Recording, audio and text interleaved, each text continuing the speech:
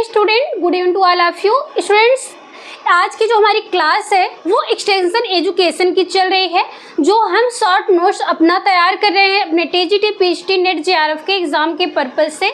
इसमें हम बीपीएससी जो है एस्टेट का है, टीआरई 4 का है, इन सभी के लिए, और इसके साथ ही साथ आरपीएससी का भी है, असिस्टेंट प्रोफेसर का, और इसके अतिरिक्त अदर स्टेट का, DSSB का, जितने भी होम साइंस के हैं एक्सटेंशन एजुकेशन से संबंधित वो सारे टॉपिक्स जितने भी इम्पोर्टेंट हैं उन सभी को हम एक शॉर्ट नोट्स बना करके तैयार कर रहे थे।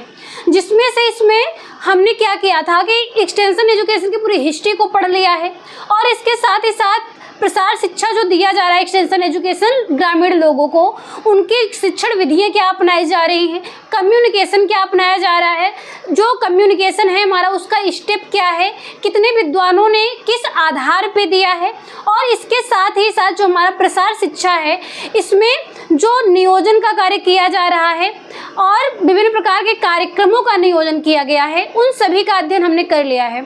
आज की क्लास में हमें डिस्कस करनी है कि जो हमारा ये ग्रामीण लोगों के लिए उनके स्वास्थ्य के देखरेख के लिए विभिन्न प्रकार की संस्थाएं और संगठन का जो है आयोजन किया गया, विभिन्न प्रकार के संस्थाओं का स्थापना किया गया, जिसमें से एक मुख्य संस्था है जिसका नाम है यूएनओ।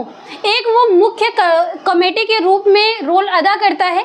आपसे एग्जाम में ये सारे जितनी भी संस्थाएं हैं एक्सटेंशन एजुकेशन के सब्जेक्ट के अंतर्गत एक एक जो है टॉपिक उससे जो दिया गया है वो पूछा जाता है, जिसमें आज की क्लास में हम शुरुआत करेंगे अपने WHO की।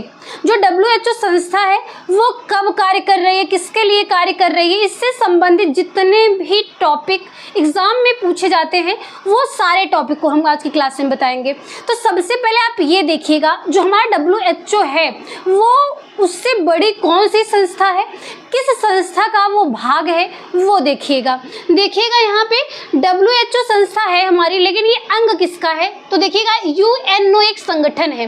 यूएनओ का फुल नेम पूछा जाता है। आप एक एक टॉपिक को ध्यान से सुनिए, समझिए और उसको लिखते जाइएगा।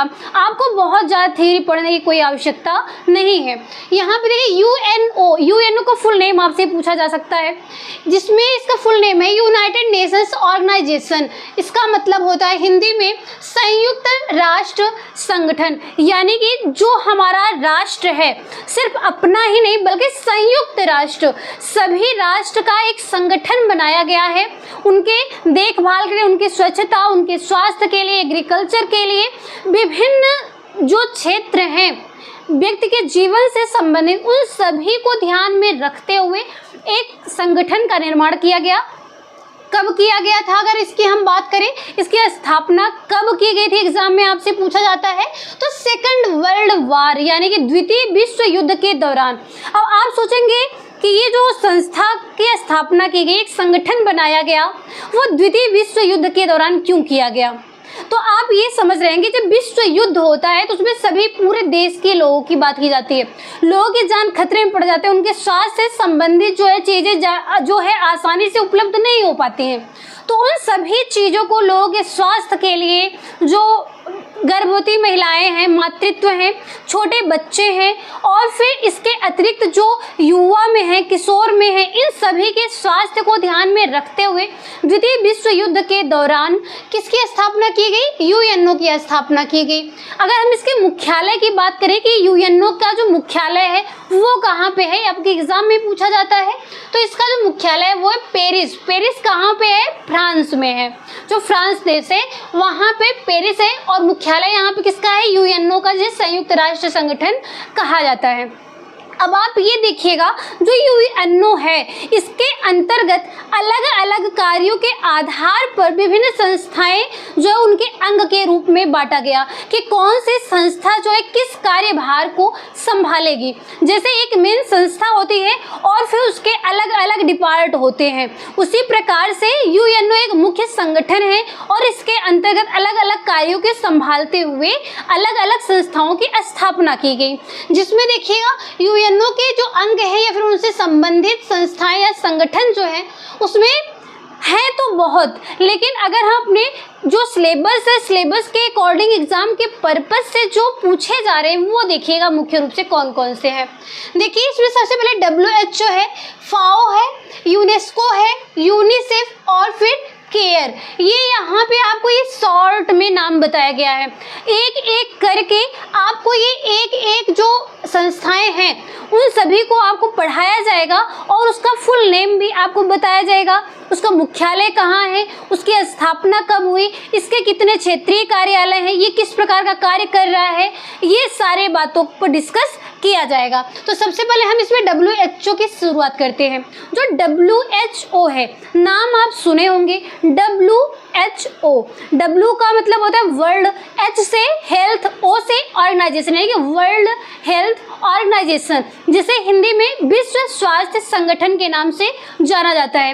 एग्जाम में आपसे जो है पूछा जाता है कि जो WHO है इसका फुल नेम क्या हो सकता है, तो आप उसमें क्या बताएंगे। अगर हिंदी वर्जन में आप देख रहे हैं तो वहाँ पे वर्ल्ड हेल्थ ऑर्गेनाइजेशन लिखेंगे, उसको ऑप्शन में सिलेक्ट करेंगे, या फिर अगर हिंदी में है तो विश्व स्वास्थ्य संगठन के जो ऑप्शन होंगे उनको आप सिलेक्ट करेंगे। अब इससे संबंधित जो क्वेश्चन पुटअप किए जाते हैं WHO से संबंधित, वो एक एक करके देखते जाइए और समझते जाइएगा। आपसे जब भी एग्जाम में पूछा जाए कि WHO जो संस्था है वो किस प्रकार की संस्था है, फिर ऑप्शन में आपको राज्य स्तर पर, प्रांतीय या फिर लिखा जा सकता है इसके स्थान पे, या फिर जिला भी लिखा जा सकता है, राष्ट्रीय लिखा जा सकता है, अंतर्राष्ट्रीय लिखा जा सकता है, इनमें से दोनों, इनमें से कोई नहीं, अलग अलग ऑप्शन आपको दिए जाते हैं। तो इसमें आप क्या समझेंगे, जब यहाँ पे वर्ल्ड की बात की जाए, पूरे विश्व की बात की जा रही है, तो कैसे संस्था होगी। कॉमन सी बात है कि ये अंतर्राष्ट्रीय संस्था होगी, तभी ये क्या करिए पूरे विश्व स्तर की, पूरे विश्व के हेल्थ के लिए ये संगठन बनाया गया है। यहाँ पे पूछा गया है कि WHO की जो संस्था है वो किस प्रकार की संस्था है, तो आप बताएंगे ये अंतर्राष्ट्रीय जो संस्था है। इसके बाद आपसे ये पूछा जा सकता है कि WHO जो है वो किसका अंग है, तो आप सिलेक्ट करेंगे UNO का अंग है। यही आपको पहले बताया गया। ये दो लाइन आपको क्यों बताई गई UNO के बारे में, क्योंकि ये विभिन्न प्रकार की जो संस्थाएं हैं इनको आपको पढ़ना है, तो इससे जानने से पहले आपको ये जानना होगा कि ये सारी संस्थाएं जो हैं वो किसके अंग हैं। तो ये जो WHO है ये UNO का अंग है।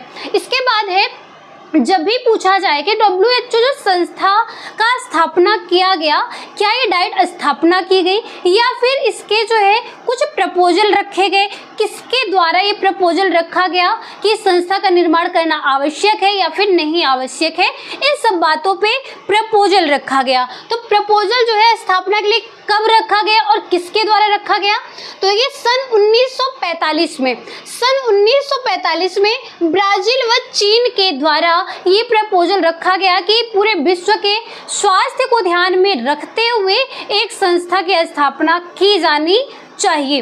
ये प्रपोजल रखा गया 1945 में ब्राजील और चीन के द्वारा। यहाँ से आपको अलग अलग ढंग से क्वेश्चंस पूछे जा सकते हैं। इसके बाद WHO का जो संविधान बनाया गया, संविधान का मतलब है कि किसी चीज़ को चलाने के लिए जो एक नियमबद्ध चीज़ें बताई गई हैं। अपने देश को चलाने के लिए संविधान बनाया गया, हर एक व्यक्ति की ज़रूरतों को ध्यान में रखते हुए बनाया गया कि किसी के साथ भी अहित ना हो सके। उसी प्रकार से लोगों के स्वास्थ्य को ध्यान में रखते हुए ये बातें कही गई WHO के संविधान में। आपसे ये पूछा जाता है कि WHO का जो संविधान है वो कब बनाया गया, सन 1946 ईस्वी में। ठीक है, इसके बाद देखिएगा, अगर पूछा जाता है कि WHO का स्थापना दिवस कब हुआ, प्रपोजल रखा गया सन 1945 में, WHO का संविधान बनाया गया 1946 में, और जो ये WHO की स्थापना दिवस कब है, 7 अप्रैल 1948 में। 7 अप्रैल 1948 में WHO जो संस्था है उसकी स्थापना की गई। इसी बात को ध्यान में रखते हुए 7 अप्रैल को ही विश्व स्वास्थ्य दिवस मनाया जाता है। यहाँ देखिए WHD वर्ल्ड हेल्थ डे मनाया जाता है, विश्व स्वास्थ्य दिवस मनाया जाता है कब, 7 अप्रैल को।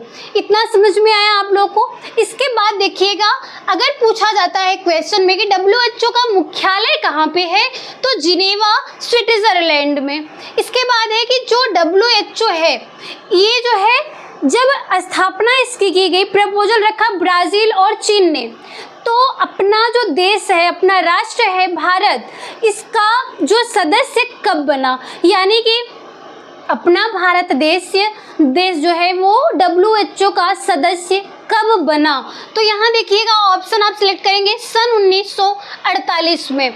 आप एक सीक्वेंस से अगर डेट को याद रखेंगे तो आपको किसी भी प्रकार की प्रॉब्लम नहीं होगी। WHO का प्रपोजल 1945 में, संविधान 1946 में, दिवस कब मनाया गया, स्थापना दिवस 7 अप्रैल 1948 में, मुख्यालय जो इसका जिनेवा स्विट्जरलैंड, भारत सदस्य देश बना 1948 में ही बना था। अब देखिएगा जो WHO है इसमें कितने देश जो हैं वो संबंधित हैं, कितने देश की आवश्यकताओं की पूर्ति के लिए ये संस्था कार्य कर रही है। तो देखिएगा सदस्य देश जो इसके सदस्य बने हुए हैं देश, सन 1948 की अगर बात की जाती है तो सन 1948 में जब अपना भारत देश WHO का सदस्य बना था, उस समय इस संस्था से जुड़ा हुआ जो देश है उसकी संख्या थी 56 यानी कि 56। इसके बाद है सन 1987 की अगर बात करते हैं तो सन 1987 में 166 सदस्य देश थे। इसके बाद है अगर हम WHO के सदस्य देश की वर्तमान की संख्या की बात करते हैं तो वर्तमान में 194 देश जो है WHO के सदस्य बने हुए हैं। इतना समझ में आया, ये एक सीक्वेंस से आप याद कर लीजिएगा। इसके बाद हम आगे बढ़ते हैं तो जो अपना ये WHO संस्था है, उस WHO संस्था का जो कार्यालय है उसकी बात हम करेंगे, क्योंकि एक जो मुख्य संस्था है वो अकेले एक स्थान से जब हमारे पास 194 देश हो गए हैं यहाँ पे, तो 194 देश को सिर्फ और सिर्फ एक संस्था जो है वो डील नहीं कर सकती है। इसलिए पूरे जगह पे अलग अलग क्या किया गया है, डिवाइड किया गया है इनकी संरक्षण को ध्यान में रखते हुए। तो यहाँ पे जो इसके सदस्य देश थे इनको ध्यान में रखते हुए इसका जो क्षेत्रीय कार्यालय है उसका जो स्थापना किया गया वो 6 क्षेत्रीय कार्यालयों की स्थापना की गई। आपसे जो है ये मैच द फॉलोइंग में पूछा जा सकता है, सीक्वेंस में भी पूछा जा सकता है, या फिर स्थान पूछा जा सकता है, नंबर पूछा जा सकता है कि WHO के कितने क्षेत्रीय कार्यालय हैं। आप ऑप्शन में सिलेक्ट करेंगे 6 होते हैं। अगर उस 6 में से 6 में से आपसे ये पूछा जाए कि ये जो क्षेत्र हैं इनके, इस क्षेत्र में जो संगठन है, जो कार्यालय है, उसका स्थान कहाँ पे है, तो आपको वो भी याद रखना होगा। इसके बाद देखिएगा इसमें सबसे पहले एक सीक्वेंस से क्षेत्रीय कार्यालय में सबसे पहले हम बात करते हैं दक्षिण पूर्वी एशिया की। दक्षिण पूर्वी एशिया में जब कार्यालय बनाया गया वो दिल्ली में बनाया गया। अब दिल्ली आप सब जानते ही हैं कि दिल्ली अपने पूरे एशिया में कहाँ पे है, भारत में है। दक्षिण पूर्वी एशिया पर दिल्ली में एक WHO के कार्यालय की स्थापना की गई, वो कहाँ पे है, भारत में है। अभी आप इधर के पॉइंट को न देखिएगा, पहले आप ये 6 क्षेत्रीय कार्यालयों के नाम को लिख लीजिएगा और याद कर लीजिएगा। अफ्रीका जो है दूसरे नंबर पे, अफ्रीका में जब कार्यालय बनाया गया वो ब्राज़ाविल ये कहाँ पे है, कांगो में। इसके बाद तीसरे नंबर पे अमेरिका आता है। अमेरिका में जब कार्यालय की स्थापना की गई तो वाशिंगटन में किया गया। वाशिंगटन कहाँ पे है, USA में है। इसके बाद है यूरोप में जो क्षेत्रीय कार्यालय WHO का वो है कोपेनहेगन, या ये कहाँ पे है, डेनमार्क में है। इसके बाद देखिएगा पूर्वी मेडिटेरेनियन जो है पूर्वी, इसके जो कार्यालय है WHO के वो अलेक्जेंड्रा, ये कहाँ पे है, इजिप्ट में है। ये नाम आप एक एक लिख लीजिएगा और याद कर लीजिएगा, एग्जाम में ये ज़्यादातर पूछे जाते हैं आपके। एक एक पॉइंट को नोट करिएगा, कहीं पर भी इसको मिस मत करिएगा, क्योंकि यहाँ पे आपको बहुत थ्योरी नहीं बताई जा रही है, सिर्फ उतना ही बताया जा रहा है जहाँ से क्वेश्चंस पुटअप किया जा सकता है, और कहीं से भी WHO में आपको कोई भी क्वेश्चंस नहीं मिलेगा। इतना कॉन्फिडेंस के साथ आपको बताया जा रहा है। इसके बाद देखिएगा पश्चिम पैसिफिक की अगर बात करते हैं तो इसका कार्यालय कहाँ पे है, WHO का मनीला में, और मनीला कहाँ पे है, फिलीपींस में। अब मनीला नाम से आपको एक वर्ड और ध्यान में रखना चाहिए, होम साइंस के स्टूडेंट जो भी हैं, टेक्सटाइल आपको पढ़ाया जाता है। वहाँ पे जब आप पढ़ते हैं रेसे का क्लासिफिकेशन करते हैं तो वहाँ पे मनीला नाम आपको समझ में आता है। वहाँ पे इसका बात किया जाता है कब, रेसों के वर्गीकरण में। आप लोग कमेंट बॉक्स में ये बताइएगा कि मनीला जो है वो किस प्रकार का रेशा है, सेलुलोजिक है या फिर प्रोटीन युक्त रेशा है। अगर ये जिस भी प्रकार का है तो ये उसमें किस प्रजाति से पाया जा रहा है, या फिर प्रजाति नहीं बता पा रहे हैं तो आप ये बता सकते हैं। एक स्टेप आपको हम बता देते हैं कि ये जो मनीला है आपको वनस्पति जगत यानी कि सेलुलोजिक से प्राप्त होने वाला है। अब आप ये कमेंट बॉक्स में बताइएगा कि ये जो है तने से प्राप्त होता है या पत्ती से प्राप्त होता है या फिर फूल से प्राप्त होता है या बीज से प्राप्त होता है। ये आप कमेंट बॉक्स में ज़रूर बताइएगा। तो ये जो पश्चिम पैसिफिक है, यहाँ पे देखिएगा इसका क्षेत्रीय कार्य मनीला में है और ये कहाँ पे मनीला, फिलीपींस में है। तो ये जो है 6 मुख्य रूप से WHO के जो संस्थाएं हैं, कार्यालय हैं, क्षेत्रीय कार्यालय, ये मुख्य रूप से 6 हैं। इसके स्थान ये बताए गए हैं। अब एक चीज़ ये ध्यान में आप रखिएगा, जब हम बात करते हैं अपने पूरे दक्षिण पूर्वी एशिया की, दक्षिण पूर्वी एशिया के अंतर्गत कितने देश आते हैं, कितने देश हैं जिनका जो संरक्षण है, जिनकी देखभाल का जो कार्यभार संभाल रहा है दिल्ली के द्वारा, WHO के कार्यालय के द्वारा संभाला जा रहा है, उसके अंतर्गत मुख्य रूप से जो है 7 देश आते हैं। किस में आते हैं, अपने दक्षिण पूर्वी एशिया पे, जिसका जो क्षेत्रीय कार्यालय दिल्ली है, यानी कि दिल्ली कहाँ पे है, भारत में है। और ये जो है दिल्ली का कार्यालय अपना WHO का, वो जो है 7 देशों की देखरेख कर रहा है, जिसमें से भारत है, थाईलैंड, वर्मा, श्रीलंका, अफगानिस्तान, इंडोनेशिया और फिर नेपाल। ये मुख्य रूप से 7 देश हैं जिनका कार्यालय WHO का कहाँ पे है, दिल्ली में है। ठीक है, इतना समझ में आया आप लोग को। अब एक पॉइंट आप और समझिएगा ध्यान से। जब ये WHO संस्था लोगों के स्वास्थ्य को ध्यान में रखते हुए कार्यरत है, कार्य कर रही है, तो यहीं पे एक पॉइंट आपसे एग्जाम में पूछा जाता है कि इन कैप या फिर इन कैप्रेना क्या चीज़ होता है। तो इन कैप का फुल नेम आपसे एग्जाम में पूछा जाता है, वो लिखिएगा आप लोग ध्यान से। Institute of nation of central America and Panama, ये इसका फुल नेम है। यहाँ ये एक संस्था है, इनकैप संस्था है। इस संस्था के द्वारा एक विशेष प्रकार के प्रोटीन बनाई गई लोगों के स्वास्थ्य को ध्यान में रखते हुए, और वो प्रोटीन का नाम क्या है, वानस्पतिक प्रोटीन कहा जाता है, जिसको आप जो शॉर्ट में इनकैप्रिना के नाम से जाना जाता है।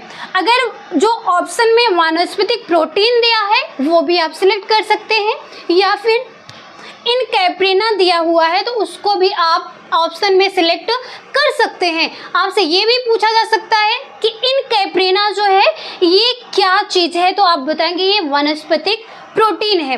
ये किसके द्वारा है, इनकैप यानी कि institute of nation of central America and Panama. इतना समझ में आया आप लोगों को। एक एक पॉइंट आपको जो बताया गया वो सिर्फ और सिर्फ WHO संस्था से जितने भी क्वेश्चंस पुटअप किए जाते हैं वो सारे जो इम्पोर्टेंट लाइनें हैं वो आपको बता दी गई हैं। इसके अतिरिक्त एक भी क्वेश्चंस बाहर से आपको देखने को नहीं मिलेगा। किससे संबंधित, WHO से संबंधित।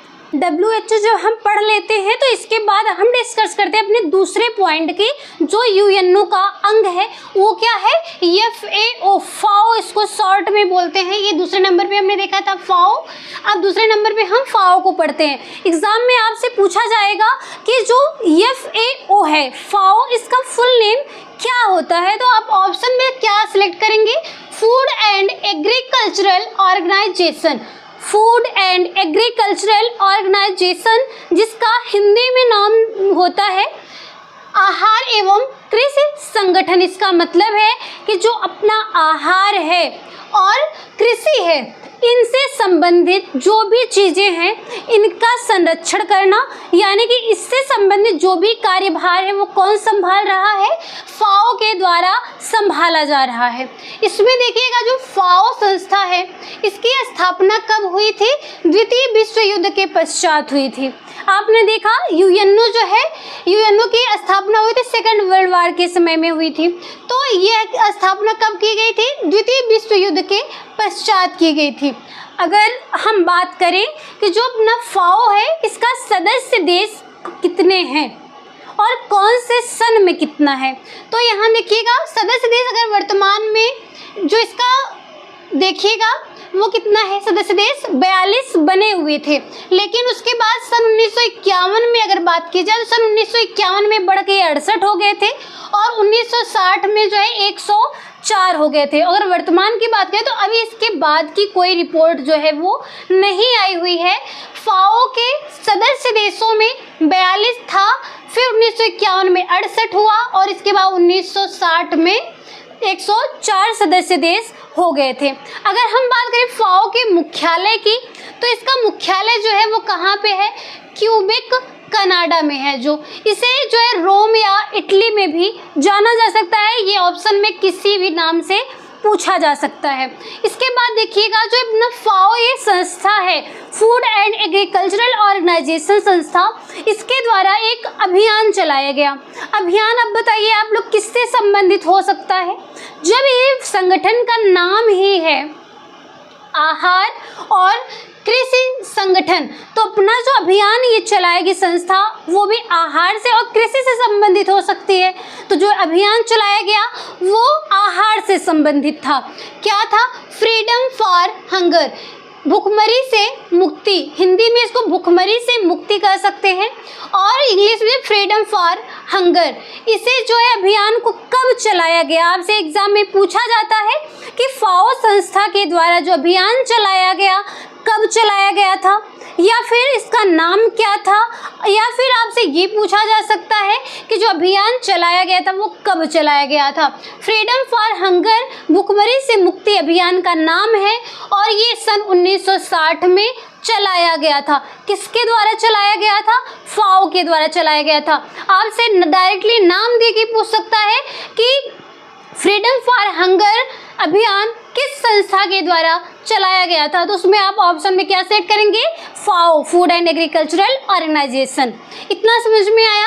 अब ये देखिएगा कि जो अभियान है फ्रीडम फॉर हंगर अभियान है, ये मिल करके किसके द्वारा चलाया गया? WHO plus फाओ। WHO स्वास्थ्य से संबंधित कार्य कर रहा था और स्वास्थ्य अपना जो है वो आहार से और शरीर के जो कार्य हैं उसके आधार पे ही, अपने वातावरण के आधार पे ही ये निश्चित करता है कि स्वास्थ्य व्यक्ति का कैसा होगा, शारीरिक, मानसिक और फिर जो अपना है आध्यात्मिक। अब आप लोग सोचेंगे आध्यात्मिक क्या है, तो WHO संस्था के द्वारा जो स्वास्थ्य का जो दिया गया था कि स्वास्थ्य क्या है, इससे समय जो परिभाषा WHO के द्वारा दी गई थी वो सबसे पहले था कि कोई व्यक्ति शारीरिक और मानसिक रूप से अगर स्वस्थ है तो वो स्वस्थ व्यक्ति माना जाता है। शारीरिक स्वास्थ्य के साथ साथ उसका मानसिक रूप से स्वस्थ होना भी आवश्यक होता है। लेकिन अभी कुछ ही समय पहले ये परिभाषा उसमें परिवर्तन लाया गया कि जो व्यक्ति शारीरिक और मानसिक रूप से स्वस्थ है इसके साथ ही साथ उसका आध्यात्मिक रूप से भी स्वस्थ होना आवश्यक है।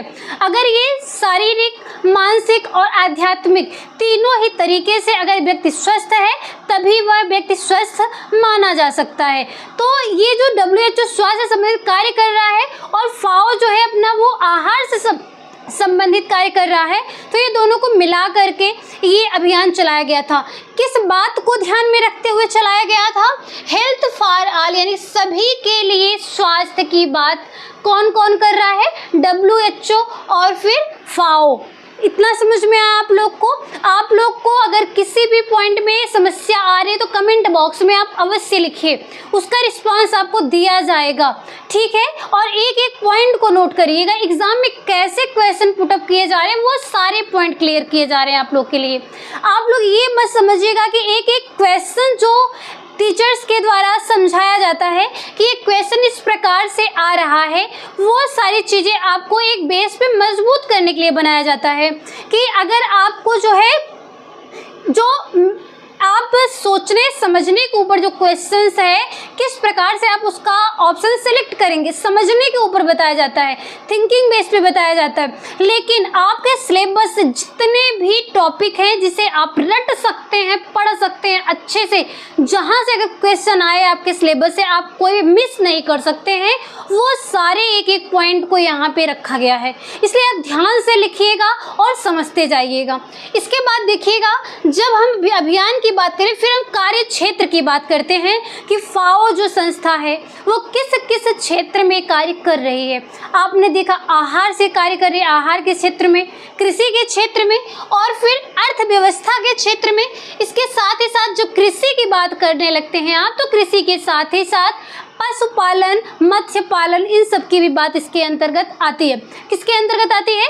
कृषि के अंतर्गत। तो कृषि, अर्थव्यवस्था, मत्स्य पालन, वन विभाग, पोषण, इन सभी क्षेत्रों में कार्य कर रहा है। कौन कर रहा है?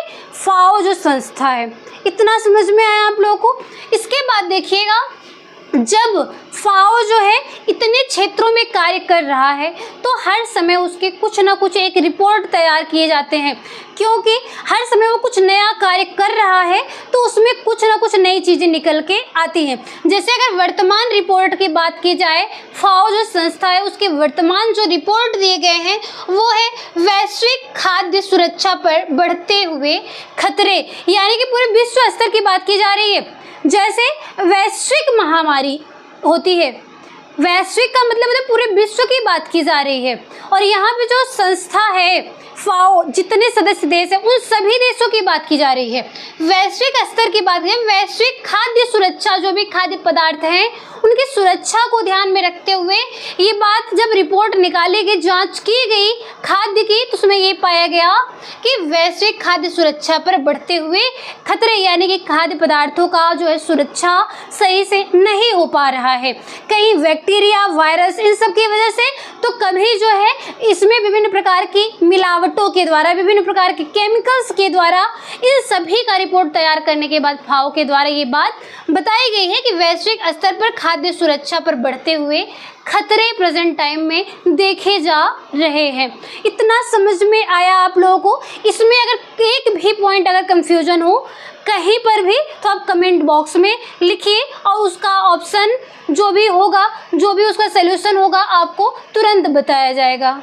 फाओ को जब हम पढ़ लेते हैं उसके बाद तीसरा पॉइंट हम शुरुआत करते हैं इसी में, यूनेस्को को। यूनेस्को जो है इसका फुल नेम पूछा जाता है आपसे एग्जाम में, UNESCO, यूनेस्को। ये शॉर्ट में, कैपिटल में इसको UNESCO, और इसको डायरेक्ट शॉर्ट में यूनेस्को बोला जाता है। और इसका फुल नेम अगर आपसे पूछा जा रहा है तो United Nations education, scientific and cultural organisation. Full name क्या है इसका? United Nations education, scientific and cultural organisation. इसके बाद आप एक पॉइंट ये ध्यान रखिएगा हमेशा, चाहे WHO हो, फाओ हो, यूनेस्को है, अपना यूनिसेफ और केयर, अगर आपको फुल नेम ज़्यादा करके ज़रूरी नहीं है कि हिंदी में ही दिया जाए। कहीं पर भी लिखावट में, लैंग्वेज में भले ही लिखा हो हिंदी में, लेकिन भाषा उसकी जो रहती है ऐसे इंग्लिश में ही, यानी कि उच्चारण उसका जो होगा वो इंग्लिश में ही रहेगा, लेकिन उसका अर्थ जो है वो भले ही हिंदी का और इंग्लिश का अलग हो, लेकिन आपसे ऑप्शन में यही देखा जा सकता है। जैसे WHO का फुल नेम है वर्ल्ड हेल्थ ऑर्गेनाइजेशन, तो इसका जो हिंदी है विश्व स्वास्थ्य संगठन, ऑप्शन में ये ना दे करके आपको सिर्फ हिंदी ही लैंग्वेज में लिखा होगा वर्ल्ड हेल्थ ऑर्गेनाइजेशन। इस प्रकार से हिंदी में ही लिखा होगा, उच्चारण में ही, वहाँ पे आपको हिंदी का जो अर्थ है वो देखने को नहीं मिलेगा विश्व स्वास्थ्य संगठन। इसलिए ज़्यादातर आप ये ध्यान रखिएगा कि आपको जो है सभी संस्थाओं का फुल नेम इंग्लिश में याद करना है, ठीक है। अब देखिएगा यहाँ पे यूनेस्को आपने देख लिया, United communication education scientific and cultural organisation. इसके अगर स्थापना की हम बात करते हैं कि इसकी स्थापना कब हो रही है, 16 नवंबर 1945 को इसकी स्थापना होती है। इसके बाद यूनेस्को का जो मुख्यालय है, इसका मुख्यालय बना पेरिस। पेरिस कहाँ पे? फ्रांस में। और अपना यूएनओ का भी जो मुख्यालय वो भी कहाँ है? पेरिस ही, फ्रांस में ही है। इसके बाद देखिएगा यूनेस्को जो है इसमें जो भी सदस्य देश कार्य कर रहे हैं उन्हीं में से जो अपना भारत देश है वह इसका सदस्य कब बना? सन 1946 में। और आपको ये पता ही है कि ये जो संस्थाएं आपको पढ़ाई जा रही हैं ये सभी किसके अंग हैं? यूएनओ के। अब देखिएगा जो ये सदस्य देश है यूनेस्को का जो सदस्य देश है वो कितने हैं? अगर यहाँ पे देखा जाए तो ढेर सारे इसके हैं सदस्य देश, जो 3 भागों में डिवाइड किया गया है। अगर इसमें पर्यवेक्षकों की बात की जाए, पर्यवेक्षक के रूप में 2 देश कार्य कर रहे हैं। अन्य सदस्य देशों की जो संख्या है वो 193 है और सहयोगी देश जो है इसके वो 11 है। यहाँ पे आपको जो इतने देशों का नाम नहीं पूछा जाता है बल्कि उनकी संख्या आपसे एग्जाम में पूछी जाती है। इतना नोट कर लिए हैं आप लोग। अब आगे देखिएगा कि जो ये अपना यूनेस्को है इसका कार्य क्या है, ये किस क्षेत्र में कार्य कर रहा है, क्या कार्य कर रहा है, एक एक को समझते जाइए और लिखते जाइएगा। संचार है, कम्युनिकेशन, जो आपको इसके पहले पढ़ाया गया। संस्कृति है, संस्कृति यानी कि आपकी जो संस्कृतियाँ परंपराएं हैं। शिक्षा है, प्रकृति है, सामाजिक विज्ञान यानी कि समाज जो है जिसमें हम समाजों का अध्ययन कर रहे हैं। वैज्ञानिकता, वैश्विक धरोहरों का संरक्षण।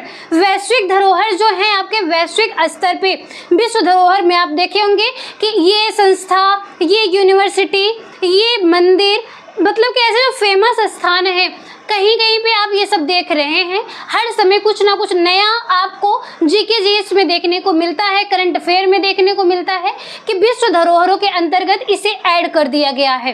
तो उसी प्रकार से यहाँ पे वैश्विक धरोहर जो भी उनका संरक्षण करना, उनका देख रेख करना, साक्षरता बढ़ाने वाले कार्यक्रमों को बढ़ाना, जो जिससे लोग साक्षर हो सके ऐसे कार्यक्रम चलाने को बढ़ावा देना। 332 अंतर्राष्ट्रीय स्वयंसेवी संस्थाएं या संगठनों के साथ जुड़ा हुआ है। कैसी संस्था है वो? अंतर्राष्ट्रीय संस्था है। कितनी संख्या में?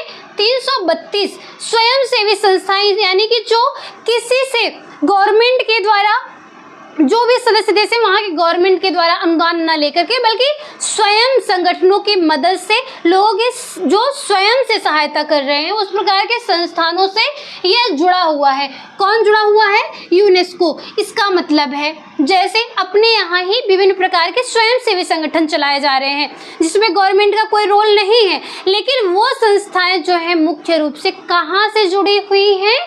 यूनेस्को से जुड़ी हुई हैं। कितनी संख्या में है इनकी संख्या? 332। और पूरे विश्व की बात की जा रही है, जितने देश जुड़े हुए हैं वहाँ पे जो है जो स्वयंसेवी संगठन है उन सभी की संख्या 332 है। इतना समझ में आप लोग को आया कि यूनेस्को के कार्य इस प्रकार से दिए गए हैं। आपसे ऑप्शन में पूछा जाएगा यूनेस्को के कार्य, तो इसमें से कोई भी ऑप्शन होगा तो आप उसको सिलेक्ट कर लेंगे, या फिर इसमें से कई एक साथ भी दे सकता है, तो जिसमें से आप इनमें से सभी, इनमें से दोनों, इनमें से एक से अधिक, इस प्रकार के जैसा भी आपका क्वेश्चन का मॉडल होगा उस अकॉर्डिंग आप इसमें से ऑप्शन को सिलेक्ट कर लेंगे। इसके बाद देखिएगा जो यूनेस्को है, यूनेस्को के उद्देश्य किस प्रकार के हैं, इसका उद्देश्य क्या रहा, इसमें देखिएगा शिक्षा व संस्कृति के अंतर्राष्ट्रीय सहयोग से सुरक्षा को बनाए रखना। मतलब जो शिक्षा है, संस्कृति है, किस स्तर पे? अंतर्राष्ट्रीय स्तर के लोगों के सहयोग के द्वारा इनकी सुरक्षा करना, यानी कि जो मानवता से संबंधित है, समाज से संबंधित, उनकी संस्कृतियां हैं, उनकी साक्षरताएं हैं, उनके रहन सहन, उनका समाज है, इन सभी से संबंधित जो भी समस्याएं हैं उन सभी के लिए शिक्षा, संस्कृति और अंतर्राष्ट्रीय स्तर पर सहयोग के द्वारा उनको बनाए रखना, यह किसका उद्देश्य रहा है? यूनेस्को का। आई होप आज की क्लास आप लोग को एकदम बेहतरीन ढंग से समझ में आई होगी। अगर इसमें किसी भी पॉइंट पे आपको कहीं पर भी समस्या है, आप उसको कमेंट बॉक्स में अवश्य लिखिएगा। आज की क्लास में आपको WHO, FAO और यूनेस्को के बारे में बताया गया। नेक्स्ट क्लास में हम बात करेंगे अपने यूनिसेफ और केयर के बारे में। तो इसी प्रकार से नेक्स्ट क्लास देखने के लिए जुड़े रहिएगा हमारे साथ। मिलते हैं आप लोग से नेक्स्ट क्लास में, तब तक के लिए धन्यवाद।